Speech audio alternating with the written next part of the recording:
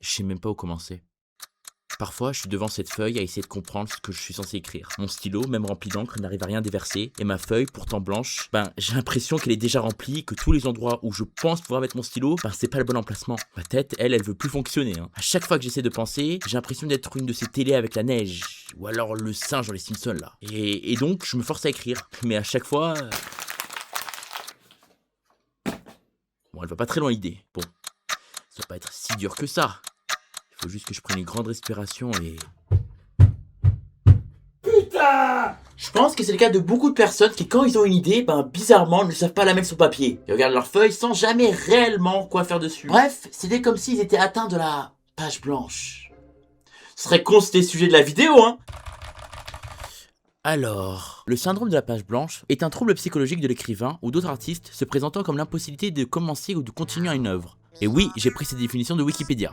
Mais est-ce que vous savez que ça s'appelait aussi la leucocélophobie?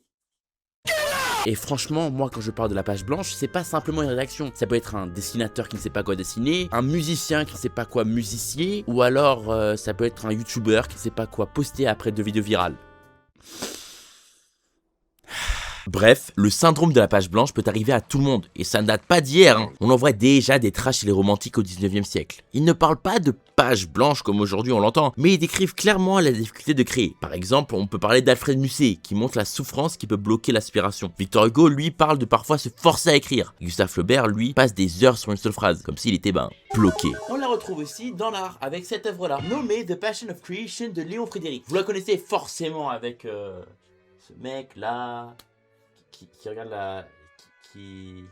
Bref, vous avez compris, il a du mal à créer, quoi. En réalité, la théorie de la page blanche, comme on l'entend, vient bien plus tard, de notre siècle. Mais pourtant, elle garde la même idée à travers l'histoire. L'idée que, même si on a une idée en tête, on n'arrive pas vraiment à la dessiner. On pense que c'est juste ne pas avoir d'idée, mais au final, c'est quelque chose de beaucoup plus profond que ça. Si on doit commencer quelque part, c'est bien avec la pression. C'est généralement quand tu attends quelque chose de toi-même, ou quand tu sais que d'autres attendent un résultat. Du coup, tu vas bien faire, même trop bien faire, trop parfait, et toujours vouloir faire plus, et toujours vouloir mieux, etc. Et résultat, ton cerveau fait grève. Et ça, c'est pas juste une impression. Des chercheurs comme Teresa Amabil ont montré que la pression, surtout externe, réduit la créativité. Plus tu le sens évaluer, le plus que ton envie de créer, elle diminue. Tout simplement parce que tu prends le moins de risques possible. Elle appelle ces facteurs-là des tueurs de créativité. Le nom est assez simple à comprendre. Et dans la suite de cette idée, le perfectionnisme rentre en jeu. Vouloir faire excellent dès le premier essai. L'idée, elle existe, c'est pas là le problème. Si nous avons déjà l'état d'idée, nous n'avons pas l'état de création. Et le perfectionnisme bloque à la deuxième option. Parce que nous n'arrivons tout simplement pas à réussir à la mettre. Elle se produit parce que notre courbe d'apprentissage prend beaucoup plus de temps à augmenter que notre courbe d'attente envers nous. Ce qui a l'effet de produire un abandon. Je compte plus le nombre de fois où j'ai abandonné le dessin parce que... Et même aujourd'hui, il y a des créateurs qui continuent à en parler. Par exemple, pour prendre un grand artiste français qui...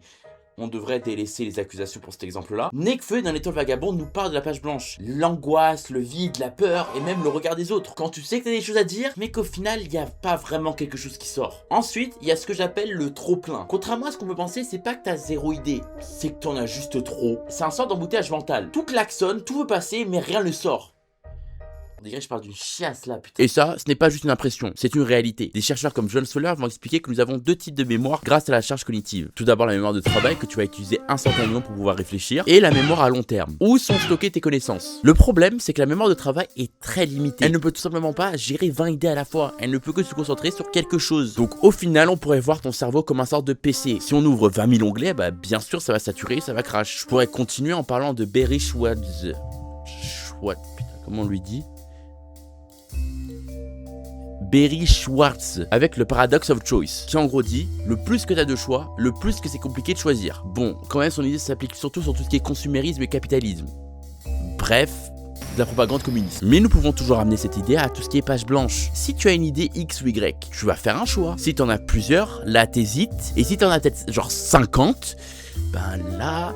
ça devient compliqué. Ah, et j'aimerais aussi parler d'une autre idée, la fatigue, les frères. Parfois, les frères, il faut pas chercher midi à 14h. Parce que je suis le premier à l'oublier, Mais le sommeil, c'est important pour la création. Ça ne sert à rien de rester réveillé jusqu'à 3h du matin pour écrire un script que tu vas supprimer le matin même parce que t'as écrit que de la merde. Créer, ça demande de l'énergie. Si t'es rincé, il ne t'attend pas à pondre une masterclass. Maintenant, mesdames et messieurs, nous avons passé plusieurs longues minutes à expliquer comment se passe la page blanche. Mais du coup, comment est-ce qu'on la contourne? Ou alors, comment on bloque la page blanche? Eh bien, mesdames et messieurs, je pense que je vous ai donné la réponse tout au long du début de la vidéo. Parce qu'au final, si on résume tout, pression, le surplein, la peur, la fatigue, tout ça, en fait, c'est des mécanismes. Et des mécanismes, nous pouvons les contourner. Par exemple, pour la pression, faut juste que t'arrêtes. Arrête.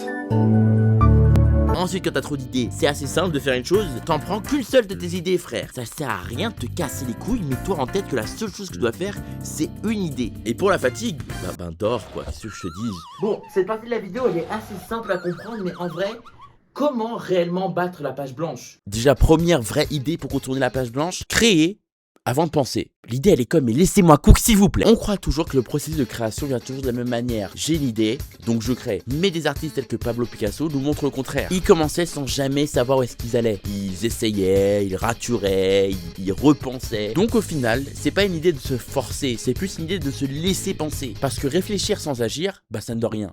Mais agir sans réfléchir, ça donne quelque chose. Des artistes comme John Cage n'utilisaient en aucun cas leur esprit, ils y allaient au talent, enfin, ils prenaient leur putain de main et ils dessinaient, frère, c'est pas aussi compliqué que ça. Ça pourrait paraître méga contre-intuitif d'avoir ce genre d'idée, mais pourtant, ça aide. Pourquoi? Parce que tu laisses ton inconscient parler, et ton inconscient qui parle, ça te laisse une énorme palette d'émotions et de choses à découvrir en toi-même, qui te donne de nouvelles idées. Mais bon, si là maintenant, vous êtes ce genre de personne à vouloir absolument tout contrôler, ce que je comprends, là, laissez-moi vous donner une autre idée. Se laisser des contraintes.